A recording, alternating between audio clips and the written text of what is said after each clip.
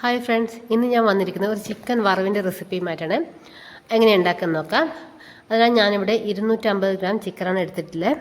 നന്നായി കഴുകി വൃത്തിയാക്കിയ ചിക്കനിലേക്ക് ഒരു സവാളയുടെ പകുതി സവാള ചേർത്ത് അതിലേക്ക് ഒരു ചെറിയ കഷ്ണം ഇഞ്ചിയും 5 വെളുത്തുള്ളിയും ചതച്ചതും കൂടി ചേർത്ത് ഇതിലേക്ക് നമ്മൾ ചുവന്ന മുളക് പൊടി ചേർക്കുന്നില്ല, പകരം മഞ്ഞൾപ്പൊടിയും പച്ചമുളകും കുരുമുളക് പൊടിയും മാത്രമേ ചേർക്കുന്നുള്ളൂ.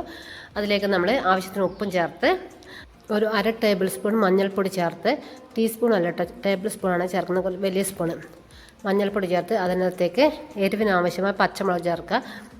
എരിവ് കുറഞ്ഞ പച്ചമുളകാണ്, കുറച്ച് കൂടുതൽ ചേർക്കണം. കുരുമുളകിൻ്റെയും പച്ചമുളകിൻ്റെ എരിവ് മാത്രമേ ഇതിലുണ്ടാവും. അതിനുശേഷം നമുക്കതൊന്ന് മാരിനേറ്റ് ചെയ്ത് വെക്കാം. അതിനുശേഷം നമുക്ക് ഒരു ചീനച്ചട്ടി അടുപ്പിൽ വെച്ചേക്ക് ഇതിൽ കുറച്ച് വെളിച്ചെണ്ണ കുറച്ച് കൂടുതൽ വേണം കേട്ടോ.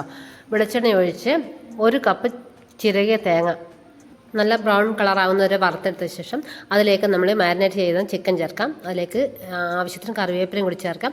അതിനുശേഷം നമുക്കിത് ചെറിയ തീയിലിട്ടിട്ട് വേവിച്ചെടുക്കണം. ചിക്കൻ വെന്ത് വരുന്ന സമയം കൊണ്ട് നമുക്കിവിടെ കുരുമുളകൊന്ന് വറുത്തെടുക്കാം. കുരുമുളക് ഞാൻ മുഴുവനോടെയുള്ള കുരുമുളകാണ് ചേർക്കുന്നത്, പൊടിച്ചതല്ല.